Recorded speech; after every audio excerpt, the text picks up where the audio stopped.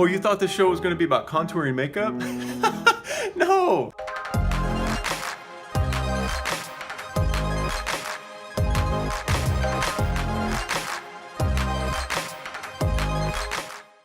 What is happening, my fellow artistes? I actually don't know anything about contouring, like all of this, but what I do know is how to use brushes to get the best shadowing effects for your charcoal. Let me show you.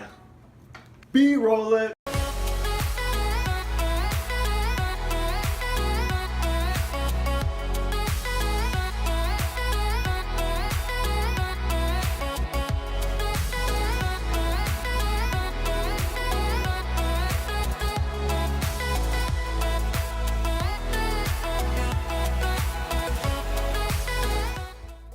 Yes, so just like I have 4 different types of erasers, I have 4 different types of brushes. The reason why I have 4 different types of brushes is because these guys make my life extremely simple. They give me the ability to manipulate the charcoal so quickly and in so many different ways, and it gives me an effect that you just can't get without them. All right, so the biggest brush I have in my arsenal is this round brush. Reason why I use this brush is because it allows me to manipulate charcoal and spread it in big areas very quickly. Say for example, the throat on a German Shepherd, or like the fin on like a turtle, let's say, or a horn. This is the brush you want.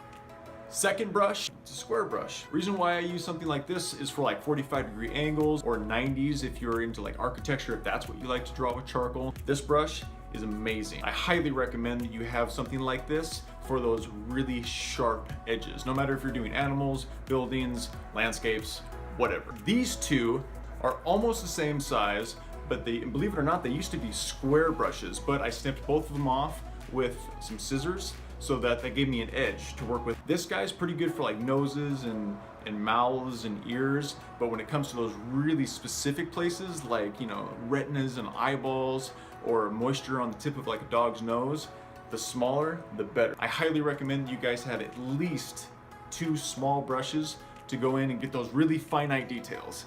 But let me show you guys how to actually use them.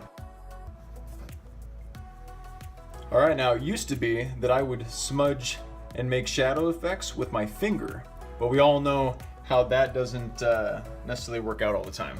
So I switched to brushes. This brush in particular is the largest brush in my arsenal, and this allows me to manipulate charcoal across a large surface area extremely quickly, just like that, boom. The second brush is the square brush. Now this guy is extremely important because right here on this flipper of this turtle, I want to go ahead and I want to get a much sharper shadow effect all the way down the edge of this. That's what these are extremely good at. My third brush is a little smaller. It actually used to be a square brush, but I snipped it off with scissors like I said before, and this guy allows you to go in and work on really finite areas like say nostrils on this turtle, or like the eyes, for example, anything that you want.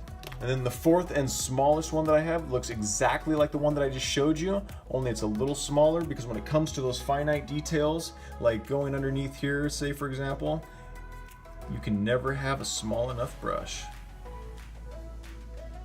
Boom, just like that. Yes, that signals the end of another week, another Tip-Off Tuesday for you guys. If you guys have any questions, feel free to comment. We'll have some links down at the bottom where you can pick up some really affordable brushes and hopefully start drawing and manipulating charcoal with brushes and make your drawings that much better. As always, make sure to like, subscribe, hit the bell if you guys want to be notified when our next video comes out, and we will see you guys in the next one. Happy contouring.